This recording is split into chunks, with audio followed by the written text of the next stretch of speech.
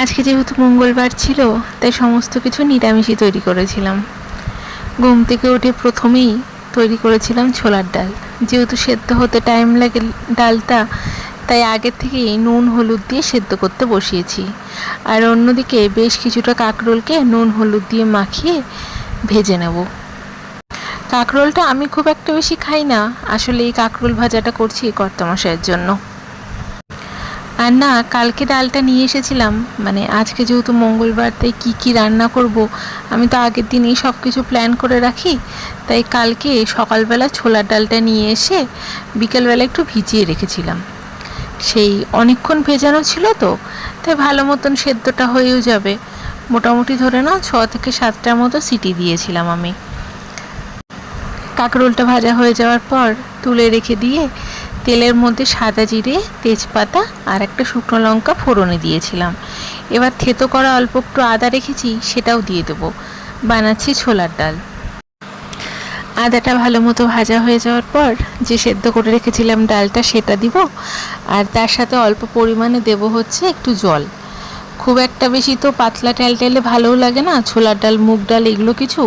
মুসুরির ডালটা একটু পাতলা হলেও খাওয়া যায়, কিন্তু সত্যি কথা বলতে কি ছোলার ডাল মুগ ডাল এই জিনিসগুলো কিন্তু একদম পাতলা ভালো লাগে না।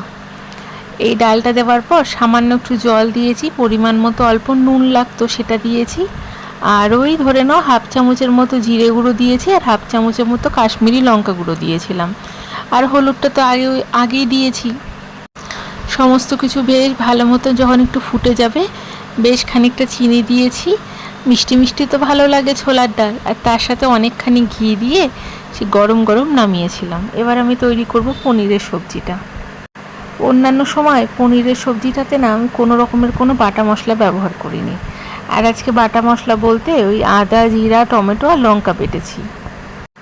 অনেক দিন ধরে না একটু চারমগজ বাটা, পোস্ত বাটা, ফ্রেশ ক্রিম দিয়ে খেতে ইচ্ছা করছে পনিরটা, কিন্তু ঘরে কিচ্ছু নেই।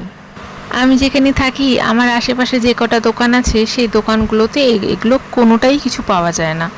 এগুলো নিতে হলে আমাকে একটু দূরে যেতে হয়। তাই আমি কী করি, আগের থেকে বেশি করে এনে ফ্রিজে রেখে দিই, যাতে যখন খুশি আমি তখন একটু বানিয়ে খেতে পারি। তাই বেশ অনেক দিন হলো জিনিসপত্রগুলো শেষ হয়ে গেছে বলে আর আনা হয়নি। তাই আজকে শুধুমাত্র বাটা মশলা দিয়ে করে নিলাম। পনিরটা ভেজে তুলে রেখে দিয়ে ওই একটুখানি গরম মশলার বলতে ওই সেই দারচিনি ফোড়নে দিয়েছি, সাদা জিরা ফোড়নে দিয়ে আলুটাকে ভেজে মশলাটা দিয়েছিলাম। এবার মশলার মধ্যে বেশি করে একটু ধনে গুঁড়ো দিয়েছি, সামান্য একটু জিরে গুঁড়ো, ওই সেই কাশ্মীরি লঙ্কা গুঁড়ো, হলুদ গুঁড়ো, নুন দিয়ে বেশ খানিকক্ষণ কষিয়ে নিয়ে একটা টমেটো দিয়ে দিয়েছিলাম বাটার মধ্যে। খুব ভালো মতন কষিয়ে নিয়ে পরিমাণ মতো জল দিয়েছি। এই পনিরটাও খুব একটা বেশি একদম পাতলা রাখবো না, যেহেতু ছোলার ডালটা আছে, তাই না পনিরটা খুব একটা বেশি পাতলা টেলটেলে বানাবো না, একটু মাখামাখাই করব। পনিরের ঝোলটা যখন বেশ খানিকটা গাঢ় হয়ে গেল, পনিরটা দিয়েছি।